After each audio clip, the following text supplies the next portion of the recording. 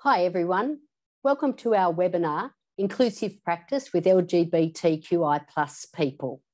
This is the fifth in a series of webinars that we're running, Advocates and Allies. My name's Carmel Tebbit and I'm the CEO of the Mental Health Coordinating Council.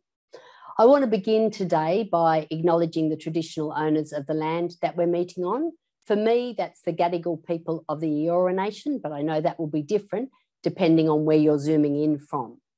I'd also like to acknowledge the contribution of people with a lived experience of mental health conditions to mental health reform in Australia. Thanks very much for joining us today. I know this is a particularly challenging time in the community mental health sector. We've had COVID-19 and all the ramifications that have brought, and of course, more recently, the floods. And for those people who are either living and or working in flood-affected areas, a particular shout out to you. I know just how difficult things are for you at the moment, and our hearts are certainly with you. We're due to finish this webinar at 3:15. The webinar is being recorded, so you can access it later if you're unable to stay for the whole event. We've had 200 people register for this webinar, so that just shows that there's a huge interest in this subject, and MHCC are very pleased to bring this webinar to frontline workers, and we hope that you'll find it valuable. We're going to be hearing from three presenters today, Chris Keys from the Central and Eastern Sydney Primary Health Network, Jen Whitlam and Georgie Hardigan from ACON, and then we've got a Q&A session at the end. So please, as the speakers are presenting, think about your questions. If you've got comments or questions, if you can put them in the Q&A function, we'll be keeping an eye on that, and then we'll go to that at the end. So we're now going to get started with our first speaker, and I'd just ask if Chris could share her camera. Thanks, Chris. So our first presenter is Chris Keys, and Chris is the Manager of Drug Health at Central and Eastern Sydney Primary Health Network. Chris has held various roles across the CMO sector. She's got a background in occupational therapy and workforce development. And Chris is committed to initiatives that support workers and improve health outcomes and wellbeing of the community. So welcome, Chris.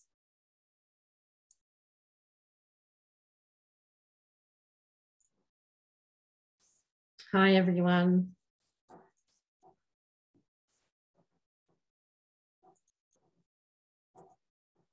Just getting myself sorted. Is that all correct?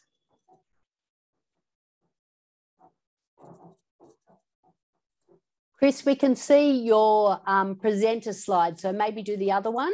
Gotcha. How's that? Perfect. Okay. Thanks for bearing with me.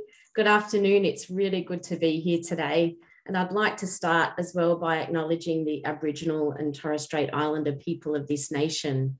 I'd like to acknowledge the traditional custodians and sovereign people of the land that we're all coming in from this afternoon. I recognise their continuing connection to land, water and community, and pay respect to elders past, present and emerging.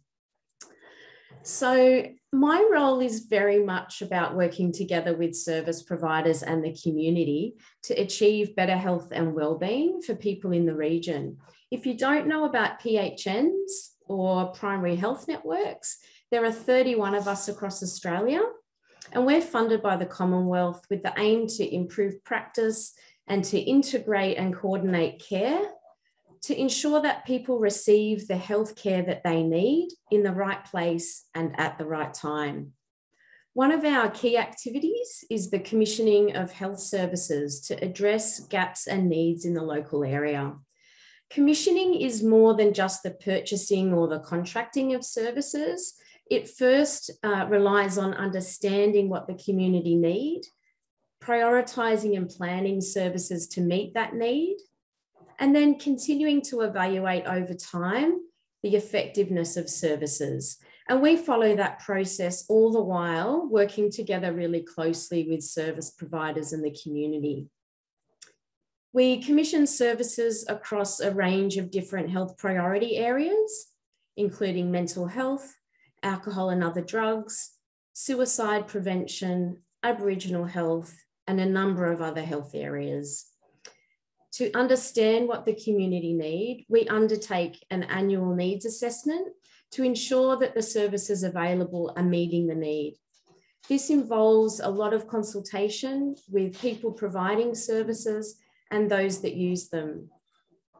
We also analyse data on the current health and demographics of the local community, data on how services are being used, clinical outcomes following treatment, and client experience information.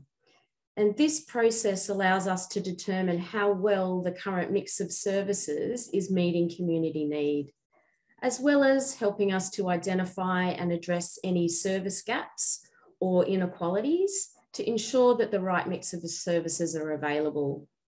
And it also helps us to see opportunities for strengthening links between services and to ensure clear and smooth pathways for a person to move through services as their needs change. We put a strong focus on the locations within the region that have poor service access, as well as those groups in the community who experience barriers to accessing quality healthcare and are at risk of poor health outcomes. We have one of the most diverse communities living in our local region, represented by a number of what we call priority populations. And some of these include Aboriginal and Torres Strait Islander communities, people who are culturally and linguistically diverse, people experiencing homelessness, women and families, people with experience of the criminal justice system, and people of diverse gender and sexuality. One of the things I do to assist me in my role is that I formed an advisory committee of service providers who are public, private, and non-government, consumers of services and their carers and families, peak bodies, research and education bodies, and the representation on this committee reflects the diversity in the community, and it includes organisations that work with each priority population. And we are really pleased that we have ACON as a valued representative on this committee. Okay, so what drives our work? We have three broad aims that all of our activity sits beneath. We work with service providers to design and deliver services to meet the needs that we identify and ensure better access and availability. Some of these services support the general population, but we also partner with specialist providers that are expert in the needs of a particular high needs group or priority population and deliver tailored models of care. So ACON is an example of that, delivering a range of programs to people of diverse gender and sexuality. Another priority area is to ensure that those delivering services are competent, equipped, and can effectively engage with priority populations. I support that through making education more available to workers.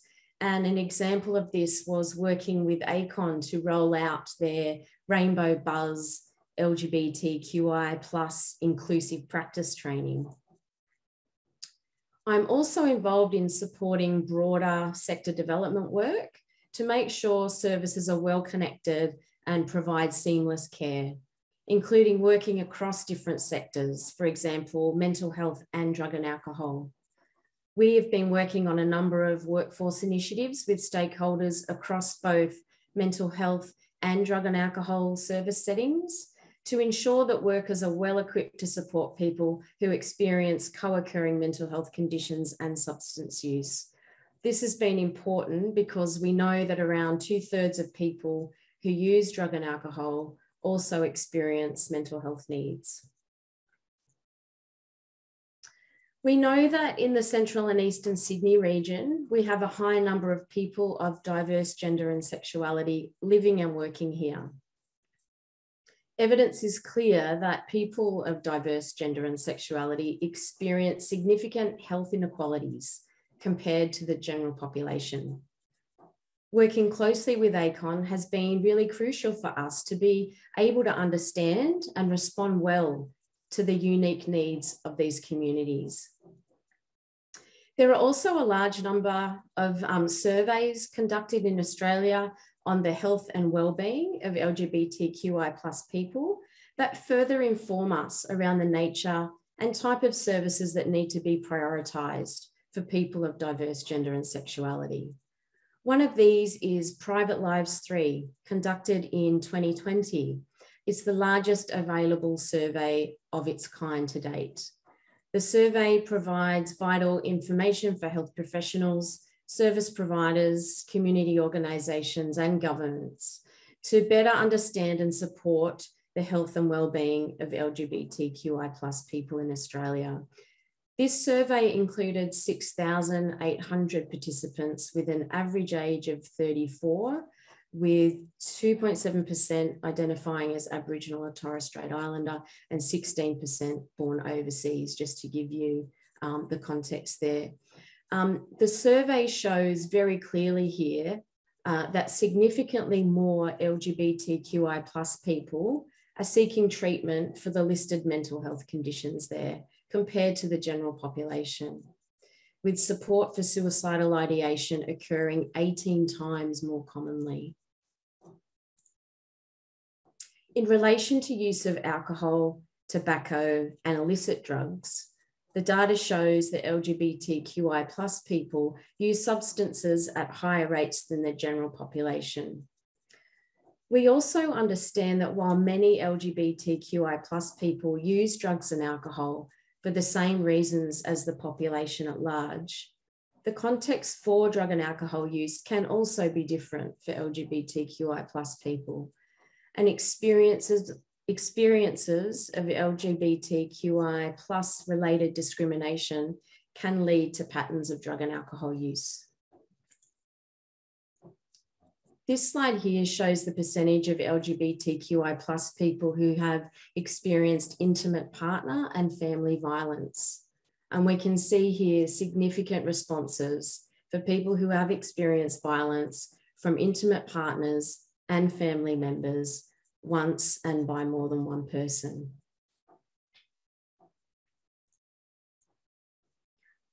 When LGBTQI+ people seek out healthcare, their experiences are not always affirming and inclusive. Consequently, people can be reluctant to seek out healthcare because of concerns about prejudice and discrimination from support services. We can see here that people feel most respected in terms of their sexual orientation and their gender identity when accessing LGBTQI+ specific mental health services and mainstream mental health services that are known to be inclusive. These experiences are then less common when it comes to mental health services in general, followed by allied health services, and finally, care accessed in a hospital setting. Therefore, it has been really important for the PHN to promote and invest in initiatives that enable mainstream organisations to understand LGBTI+ communities' health and wellbeing needs and to embed inclusive practices. Through working in partnership with ACON over a number of years, we've been able to support a range of valuable local initiatives to improve access to appropriate care for LGBTQI+ communities. Jen will be talking about these shortly, but they include the Substance Support Program, which provides counselling for LGBTQI+ people seeking support for their substance use. Pivot Point, the website, assists people to recognise the signs of substance misuse and where to access suitable support. So we were very pleased to work with ACON to develop this local website, which has some fantastic resources. The Rainbow Buzz Inclusive Practice Training was another thing we partnered on, and this training was delivered to workers across the region over a number of years to something like 30 or more different organisations. It was engaging with workers through the Rainbow Buzz sessions that helped to inform the development of the LGBTQI+ inclusive practice guidelines for drug and alcohol treatments providers. Originally developed a couple of years ago now, the guidelines aim to assist service providers to embed inclusive practices in all areas of their operations. Understanding that ACON cannot be the only service option and that LGBTQI+ people need and should have choice, it's important that people seeking support receive accessible, culturally informed and inclusive support wherever they choose to go. Now that some time has gone by, it's time for a bit of a refresh of the guidelines. And we also saw the opportunity to broaden the audience for these guidelines. The advice contained within them is certainly not particular to drug and alcohol treatment services. And so it is now being expanded to also cater to mental health service settings. The resource will be available really soon in May, and is designed like a checklist that takes us through a client journey through the service to cover key activities, resources, and tips at each stage of service provision, starting with a person's first contact with the service, the environment, building a therapeutic, affirming relationship, and disclosure and consent. Thank you for the opportunity to share with you how ACON and I have worked together to improve health and wellbeing outcomes for people of diverse gender and sexuality.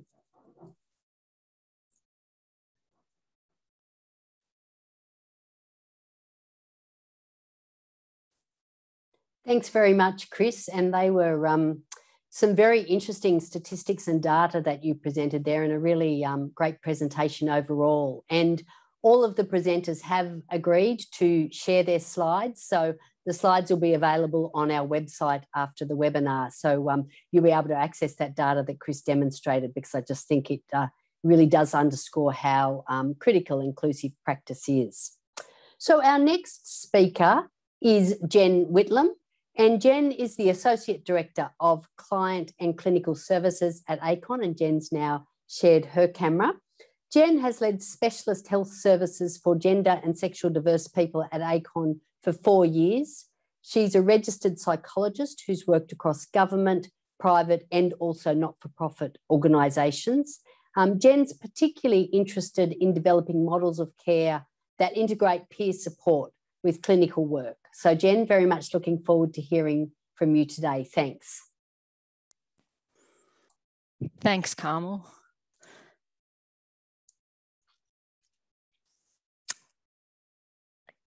Yeah, can you see my screen now? We can. Great. Thanks, Carmel, and thank you so much, Chris, as well. The partnership that ACON has with CESPN is greatly valued in improving the health outcomes for our communities. So as Carmel mentioned, my name's Jen Whitlam. My pronouns are she, her, and I'm the Associate Director of Client and Clinical Services at ACON. I would first like to acknowledge the traditional owners of the land on which we meet today.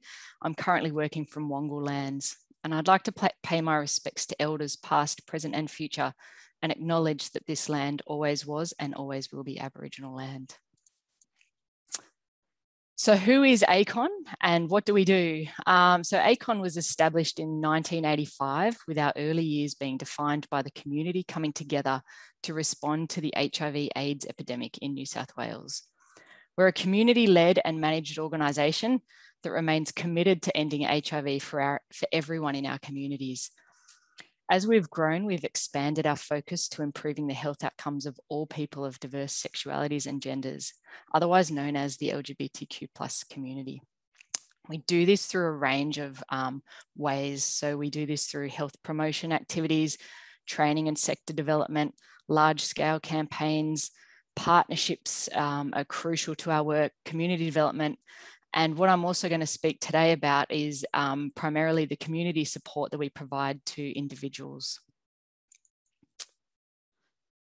But first, I'd like to touch on minority stress. So Chris spoke about some of the high-level LGBTQ+ health statistics. that demonstrate the higher rates of mental ill health, substance use and suicidal ideation and attempts within our communities. She also touched on some of the health service experiences reported by our communities in the Private Lives study. So what is all this about? Why do our communities experience poorer health outcomes than the general population? The short answer is minority stress, which is often described as the impact of ongoing stigma, discrimination, and prejudices faced by minority groups. And Elizabeth Sutherland really describes it well in this quote. It plays out in many different ways among individuals and communities, but it often is played out as or demonstrated by poorer mental health outcomes. And for our communities, there's an added layer of complexity that needs to be considered when you're thinking about minority stress. Individuals of minority groups usually have a shared experience within their family. So for example, if you're from a minority cultural background, you most likely experience that within the context of a family with a similar background or the same background, close family or even extended family. If you're gay, bisexual, trans, non-binary or intersex, you're likely going to be the only person in your family to experience this. You don't have that shared experience with your immediate family or potentially broader family. This can lead to feelings of isolation, otherness, stress, and even stigma, discrimination, and sometimes even violence, as Chris mentioned.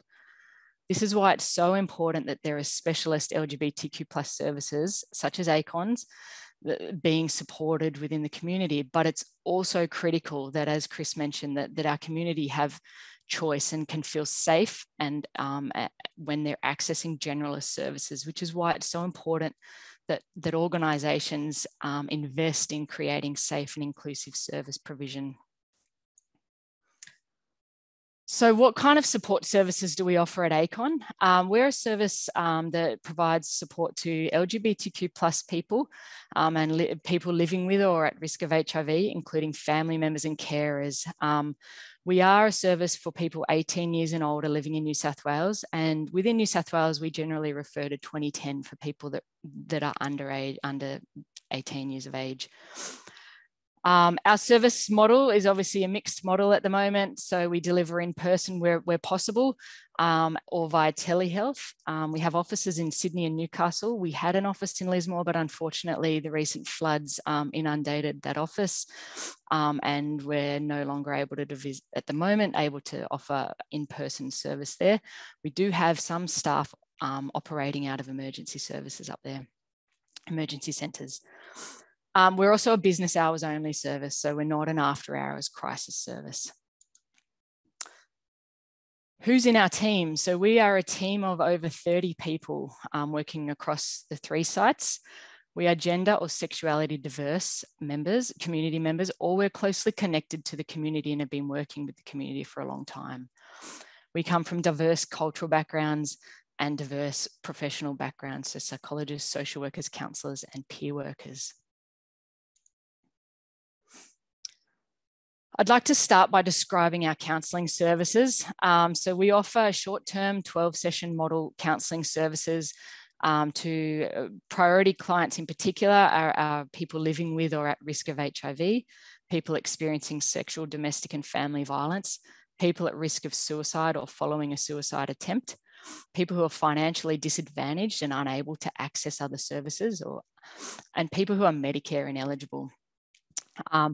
These people are obviously at higher risk for various reasons, but also it's part of, I guess, the way we're funded as well. So we're predominantly funded by the New South Wales Ministry of Health, Central Eastern and Sydney Primary Health Network, which I'll go into future, and Department of Communities and Justice as well. We offer, as Chris mentioned, substance support counselling. And this is for LGBTQ+ people who want to manage, reduce or stop their AOD use and any related harms related to that use. This service also includes support for partners, family members of clients or of LGBTQ+ people who use substances. Again, it's a short-term model and we take a harm reduction approach. So it's really client-led. If somebody comes in wanting to reduce their use and reduce harms related to AOD use, that's what our clinicians will support people to work towards. If they're wanting to take an abstinence approach, again, we would support the client in what the approach that they're wanting to take. We're very grateful for the funding from CESPN and the New South Wales Ministry of Health to offer this service across the state. Working very closely with our counselling services, our care coordination team. So this is a multidisciplinary team of mainly social workers, sometimes psychologists, and I'll speak a bit more about our peer work, as will Georgie a bit later on. But our care coordination teams support priority clients with complex and multiple needs. So these include people living with at risk of HIV, experienced sexual, domestic or family violence, and people who are high risk of suicide or following a suicide attempt. And this includes people following discharge, hospital discharge. As mentioned, the service is mainly staffed by social workers who support clients really with linking in with other service providers. So with health support, financial support, so Centrelink, housing, legal support, and providing that incidental counselling along the way. And it's really important that with the model that we work with, that people coming through our intake service, that they're able to access, I guess, services in combination. So then somebody might come through our service and access substance support counselling, and then have that care coordinator involved helping with that financial, linking in with Centrelink or housing, etc. So the teams work very closely together. I won't spend a lot of time talking about mental health peer work because we have Georgie here, but we are really excited to have recently received funding from the Ministry of Health Suicide Prevention Fund to integrate and to build our suicide prevention care coordination service to include mental health peer work and expand the service across the state. So peer work is obviously a non-clinical alternative to support people based on mutual lived experience of suicidal crisis and mental health challenges. We have a peer worker currently based in Sydney, Georgie, and another peer worker based in Newcastle. So I'll let Georgie speak more to that soon. Finally, we're really attuned to the needs of our older community members as well. When people age, when older LGBTQ people go through the aged care system, or as they age and lose close family and friends, they become more isolated and can become quite lonely. And we run what's known as the Community Visitors Scheme, funded by the Commonwealth Department of Health, where we train volunteer visitors to provide companionship, peer connection through fortnightly social visits. And for our older community members, this connection is sometimes the sole connection they have with community. So it makes such a huge difference to people's mental health, reducing social isolation. And it's a really important part of our broader support services. Many of our matched pairs, volunteers and clients have actually lasted for over 5 years. So it's a really successful program that we've been running. So to access ACON support services, we have an intake form online, an email address and a phone number. Our intake officer really prefers to speak to the client to understand their presenting needs. So we do ask that obviously we take self-referrals, and if services are wanting to refer into our service, we will want to speak to the client so that we can make that understand their service needs and connect them in with the most appropriate worker as well. There's a couple of other pilot programs that we're running at the moment as well. So we have a new pilot called P for T, Peers for Trans, which is funded by the Mental Health Commission of New South Wales, which is all about connecting, providing a peer navigation service for trans people aged 18 years and over. And this is really aimed at people who may be questioning their gender or wanting to understand how they might be able to go about affirming their gender. They can speak to a trans peer about this process and what that might look like. Method is another pilot program peer service being offered. So we know that some gay and bisexual men use crystal methamphetamine and or GHB when having sex, and this is known as party and play, or P&P. And while not all people partaking in P&P experience harm, some may do. This service exists to provide peer support to gay and bisexual men who want to manage or reduce their use of substances during sex. Peers have received training in motivational interviewing and are supported by our substance support team. Just quickly moving into some of the opportunities for organisations as well in terms of how you can look at building safe and inclusive services within your services. We run Pride Training. We have our Pride Training offerings, which is an online, which is a website that you can go to and have a look through various training modules, which some are online, some are face-to-face, that are really great for individuals wanting to understand our community and understand what they can do to improve their practice, but also organisations who are looking at building an inclusive service within their service offerings. So some of the examples are LGBTQ introduction course, asking gender questions on gender and sexuality, how to capture that data, but also how to talk to clients about that.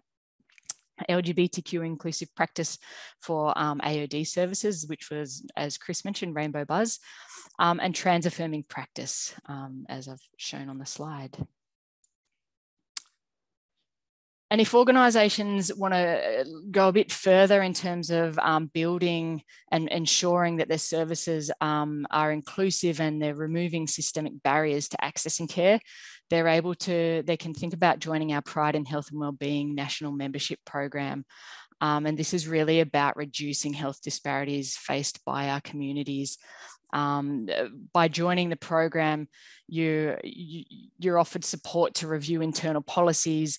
You have access to subject matter experts, free training and publications, resources, roundtables and networking events that you're able to access. And finally, some of our online resources that are really targeted for community members, but also service providers. Trans Hub is for trans and gender diverse people, allies and health providers. Pivot Point, as Chris mentioned, is for LGBTQ+ people who use alcohol and other drugs. Queerability is an online resource that we've created to support LGBTQ+ people in navigating the NDIS. And Say It Out Loud is actually a national web page for LGBTQ+ people seeking support for sexual, domestic and family violence. And Chris has already mentioned the AOD Inclusive Practice Guidelines for Treatment Services that we're currently working in partnership with CESP, the Mental Health Coordinating Council and NADA to revamp and broaden to be more relevant to the mental health sector. So if you have any questions, please put them in the chat box. Thank you. Great. Thanks very much, Jen. That was a really comprehensive walkthrough of the services that ACON provide. And I'm sure the audience will find that very, very valuable. I know there were services there that I wasn't aware of, particularly the Community Visitors Scheme. Really, really great to hear about that.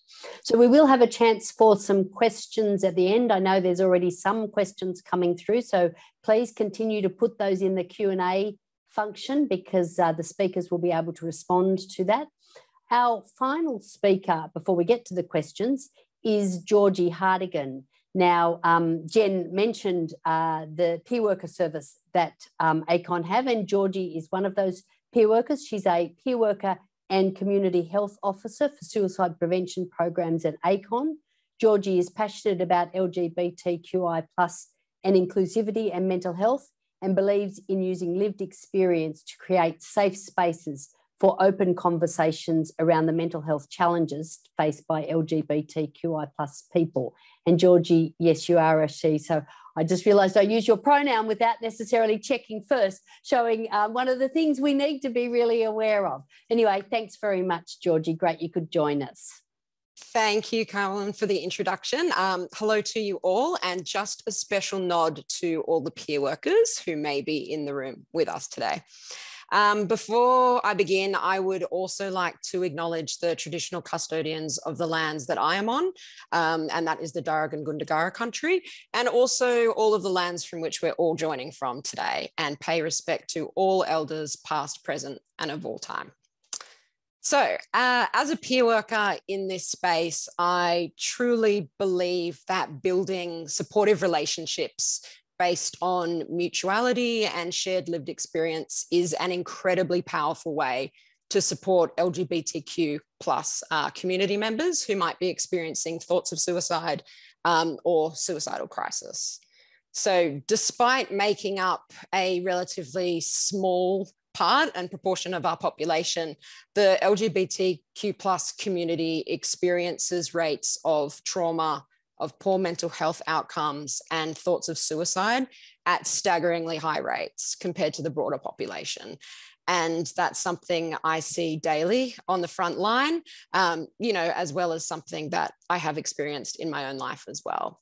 And, you know, these rates that we see, these high rates that we saw, are directly related to issues of stigma, of discrimination, of prejudice, and an inability to access supports that are safe, accepting, and affirming. So more broadly, my role here is to offer mental health peer support as part of the peer work offering that Jen mentioned just before. And the service is here to support people from the LGBTQ plus community over the age of 18. And it's a statewide service. And I think it's really important to kind of recognize that because we're able to offer support to folk who may have limited access to mental health services in general, but also specific for community just based on their location alone. So in my role here at ACON, I support people who are experiencing thoughts of suicide, have been recently affected by suicide, and who are experiencing mental distress. The aim of the work that we're doing is to create safe and affirming spaces to support members of our community. What that actually looks like on a frontline level is providing holistic, trauma-informed support to a community group that has been historically marginalized and already has potentially some complex relationships with mainstream mental health services. And, you know, when we're faced with statistics like we just saw before, and what we know from the data that's kind of already been collected here in Australia, it's really easy to get caught up in the numbers.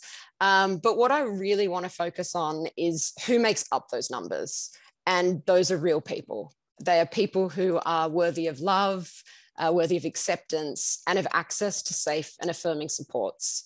So, you know, this peer-to-peer support that we have in this offering is so important to our community, especially when we're talking about supporting people who are living through mental health challenges.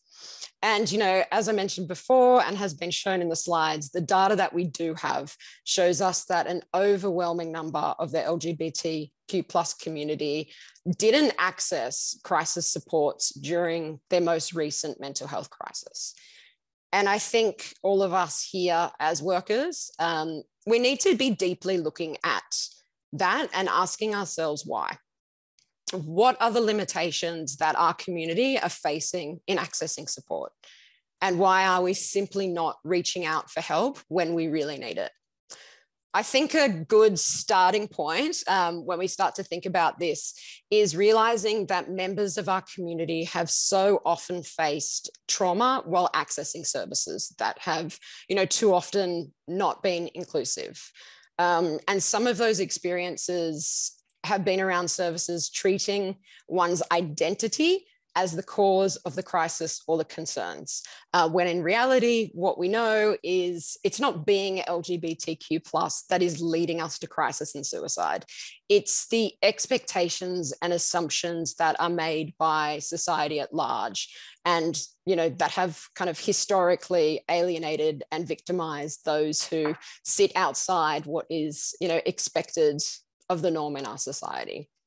I think it's really important when we talk about that to also hold space and acknowledge the fact that these outcomes are further impacted by issues of intersectionality, and acknowledging that for a whole range of reasons, such as disability, cultural backgrounds, socioeconomic status, folks within our community experience these things to different extents and with differing outcomes as well.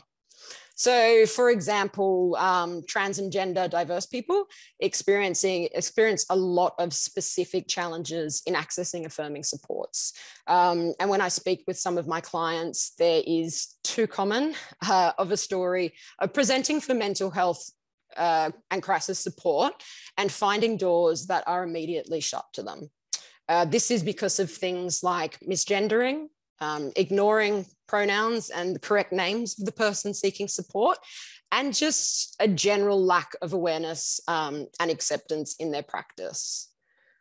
So a large amount of the people that I support on a day-to-day basis have been overwhelmed by these experiences, and that has led them to actually stop engaging with services outside, of community-run services like ours. And that's why a big part of the work that we're doing here has been around supporting people to advocate for themselves, but also advocating for services to be more inclusive when working with the LGBTQ+ people. And as a peer worker, I am always looking to center the voices of lived experience of the people I'm supporting. And all the work we do is trying to improve the mental health outcomes for the community. And what I hear and what I know from my own experience is that clients need to have community-run LGBTQ focused supports, and the access to that is as limited as it is necessary. And that's, I suppose, why we're so passionate about providing peer support as an option for people accessing ACON, because we just know how important that shared lived experience is in healing. And I think another reason why, this service is so important is that we're able to start from a place of safety and acceptance and kind of cut through some of those existing access barriers. And the LGBT community has a long history of providing community care. So historically, we have gathered, we've learnt, and we've taught each other how to keep each other safe. But, there are limits to the support that we can provide due to all kinds of bigger systemic reasons. So what we really need to work on and work towards is kind of creating and fostering collective societal care to keep our community alive and well. So as mental health workers, like we are here today, I think we need to start challenging our own internal assumptions and biases and kind of look beyond our own discomfort to find the answers to those questions about why LGBTQA+, the community, is overrepresented in poor mental health outcomes, and also how we can each work to improve this. And I think, that's incredibly important, especially because the statistics show that people's lives are on the line here. So I think one way that we can start by doing this is really having strong referral pathways to LGBTQA folk who might be accessing your service. So, knowing about and engaging your clients to access any of the services at Acorn, for example, that Jen was talking about, and more specifically peer work, because it's a really good starting point. But I do want to say that offering referrals isn't enough. As a community, we need mental health workers to learn to be comfortable and to feel confident in understanding and supporting the LGBTQA+ community. One way that we do that is by understanding that there are many reasons why someone might access one service over another, and why LGBTQ+ people are not accessing specific services, and then why this community peer work is actually so important. So we know that there are huge benefits, working within this space, but at the same time, we're also facing a lot of limitations on the amount of people that we're able to support. And that's because of, like I said, bigger systemic issues like funding. And that makes it a lot harder for a community that is already struggling and being deeply impacted by mental health and suicide. So the services we work at, and kind of more specifically as mental health workers, I think it's really important to take a more active role in the LGBTQ plus community by seeking ongoing and meaningful trainings and kind of centering, affirming and accepting practices. Another way is to kind of really lean into service collaborations and partnerships with LGBTQ organizations like ACON. And I think the reason this is so important is working towards a shift in culture that kind of acknowledges and celebrates the community can make a huge difference to the lives of the people that we support. And I think, when we really act to kind of cultivate these positive engagements and collaborations, we start to work to, challenge those negative experiences that I spoke about before and, reassure our community that they can be safe when accessing mainstream services. And, the access to these services isn't going to be limited by the negative past experiences that they may have had. So to kind of wrap all of that together, I just want to say that LGBTQ plus people, we deserve collective care. We deserve care not only from community-driven supports like peer work at ACON, but also from mainstream crisis services. As a community, we need and we deserve access to resources and ongoing support that goes beyond, what we can as community-led organizations offer to each other. So, speaking to you as one mental health worker to another, one way that you can do this is by being inclusive in your services, but also in your individual practices and really committing to providing ongoing support and advocacy, not only to LGBT members, but also to community-run organizations like ACON, who are, already working in this space. So thank you for all of your time and listening, and that is all from me. Thank you so much, Georgie. That was a really thought-provoking presentation. I really found that very interesting. I think it was a great insight into the work that you do at ACON, but also reminding us all about the importance of inclusive practice and also the people behind the data, a very important thing for us all to remember. So thank you. We're now going to move into the questions. So I would ask if all of our presenters could turn their cameras back on so our audience can see you. And I might just let people know that we've got over 125 participants joining us today. So that's a really, excellent turnout. Again, I think it does show that there's great interest in learning more about inclusive practice. So there's some questions in the chat function or the Q&A function that I will go to. I just have one question first, or a couple of questions for our presenters. Maybe Jen, to you first. I understand that integrating peer work in a clinical service is relatively new, both for ACON, but also for the sector. So can you maybe tell us a little bit about coaching managers to undertake this role and what have been some of the outcomes for staff and clients?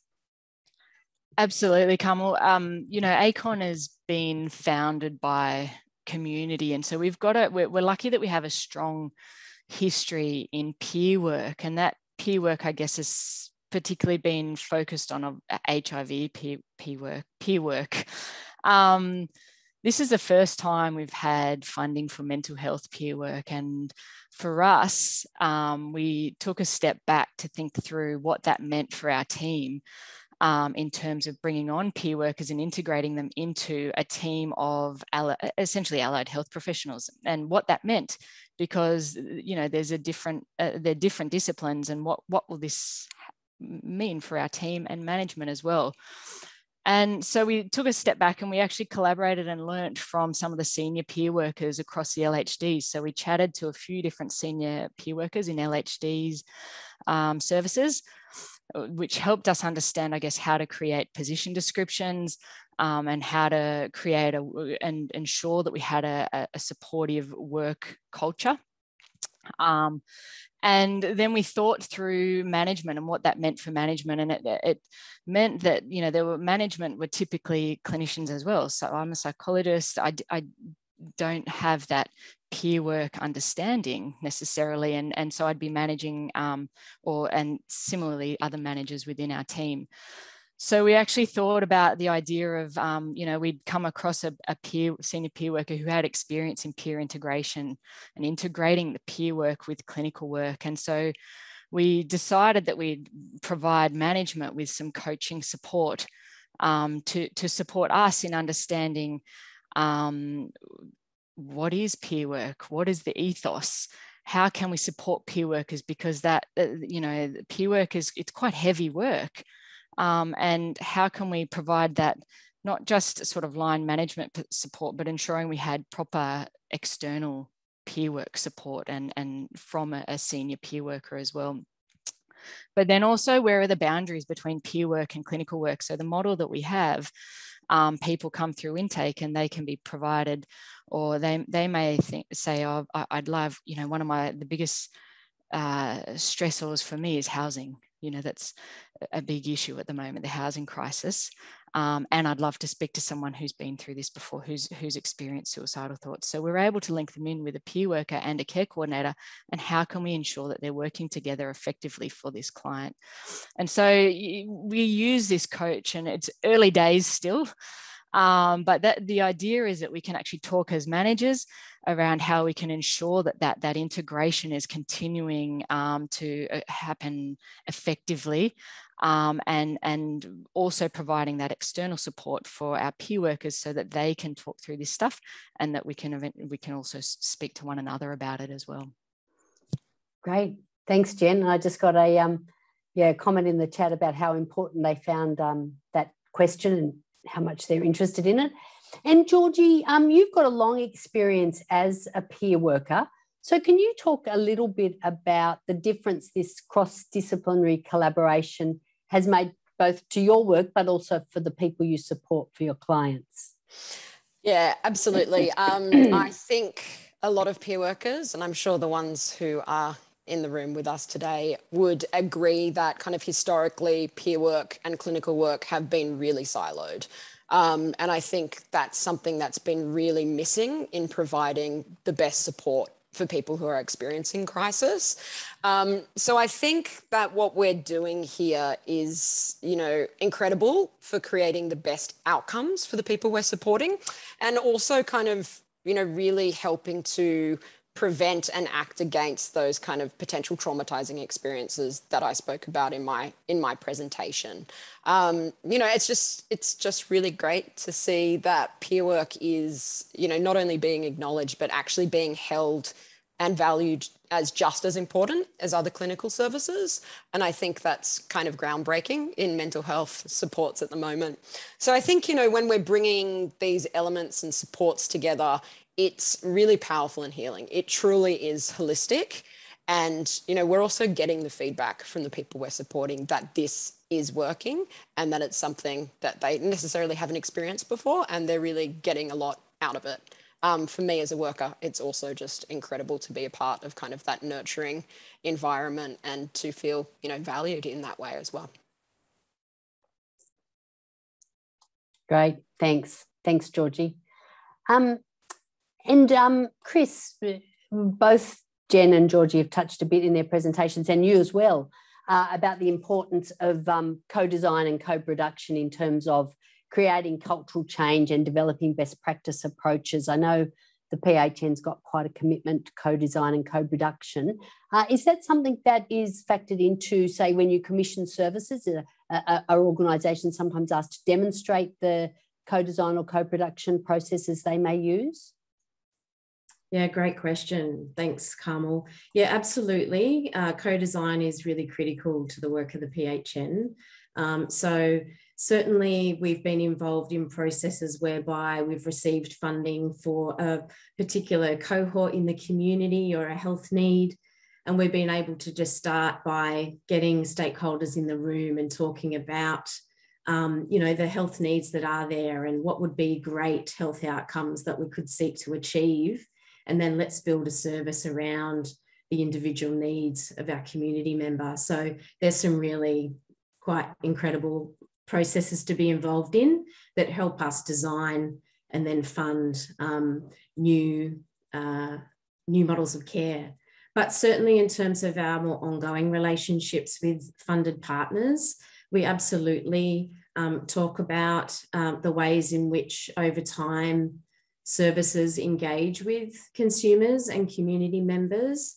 Not just, as you know, co-design isn't just about the design phase of a service. It carries on throughout to implementation, to monitoring and evaluation, and of course redesign. So we communicate regularly with and ask about the ways in which services engage with consumers, and even those that they're not able to have come through a service, but to look at ways of engaging people, that aren't accessing for whatever reason, to continue to monitor, the experiences of people and how the service has helped or not helped, and then to do something with that information in terms of going back and looking at the way that services are provided, making adjustments and continuing to consult. So yeah, it's absolutely core to that work. Thank you. And I know the New South Wales Mental Health Commission have got some great resources that they make available around co-design. You can access them through their website as well. Thank you, Chris. So I'm just going to go now to the questions in the Q&A. So the first one from Debbie, who do we refer to for under 18-year-olds for support? And are you available to support family members? I think this is directed at ACON. So Jen, maybe you could answer that. I think you said 2010, sure. But yeah, 2010 are a great organisation for people who are under 18 in New South Wales.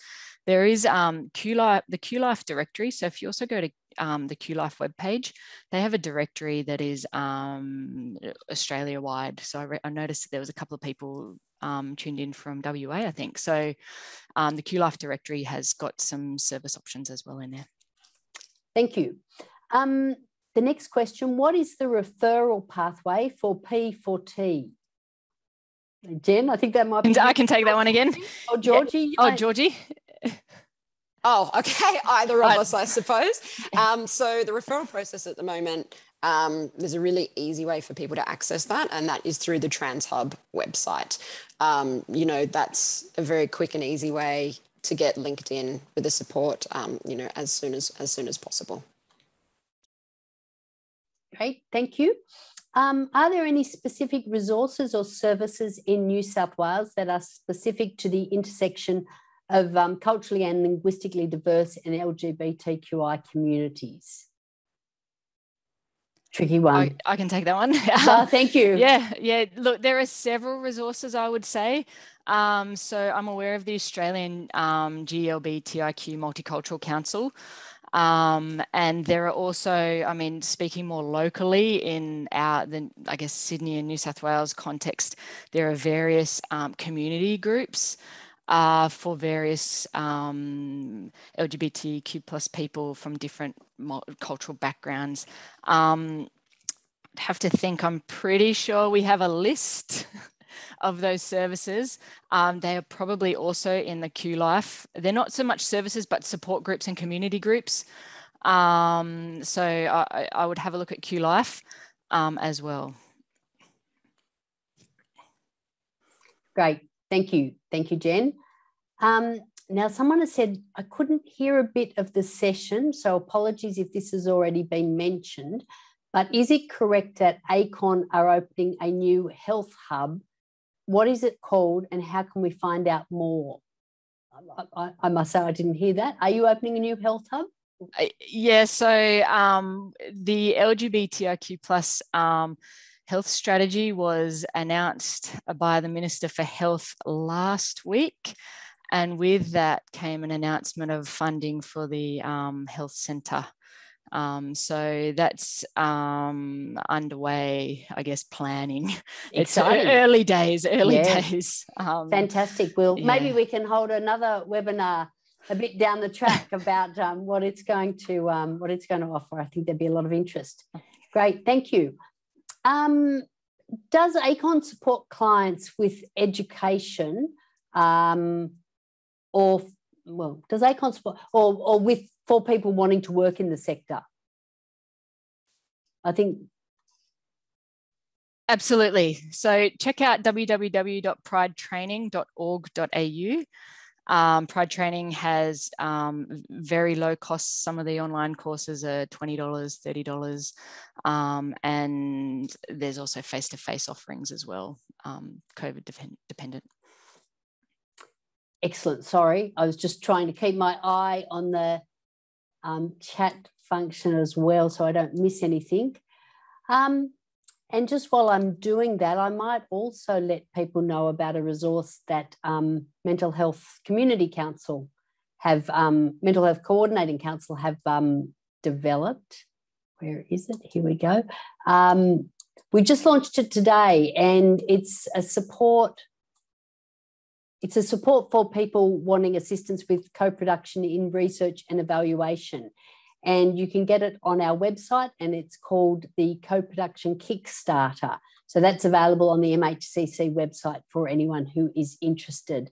It's particularly focused on the mental health and drug and alcohol sector and about supporting organisations who want to use co-production in research. Okay, well, I don't think we've got any more questions in our chat function. So it looks like we've answered all the questions, but I do want to thank our presenters, and there's some really, I mean, I'm sure you can see them, but in the chat, there's some really beautiful comments about your presentations and just how much people enjoyed them and how fabulous people found what you had to say. So yeah, I can't do better than that, but yeah, some really lovely comments. So thank you so much to Chris, to Jen, and to Georgie. I do think the fact that, as I said, we got over 120 people tuning in at a time when we know everyone is so busy and got so much happening just does demonstrate how important this is. And I do think worthy of another Allies and Advocates webinar down the track. We're trying to do 3 to 4 of these a year. So, yeah, we'll certainly come back to this topic, I think, a bit later in the year. As I said at the beginning, the webinar recording will be available on the MHCC website. The presenters have very kindly given permission for their slides to be shared, so they will also be available on our website. We are asking people, as per usual, to do a short evaluation. We'll be sending that out to participants. We would very much appreciate you doing it because it helps us demonstrate to our funders that things such as this are valuable and our work is valuable. So please fill out the evaluation survey if you wouldn't mind. Let us know your thoughts and feedback. Yeah, so thanks very much, everyone. I hope to see you at another MHCC event soon. Thank you again to our presenters. They deserve a great round of applause. And yeah, very much look forward to seeing you at another event. Have a great afternoon, everyone. Thank you.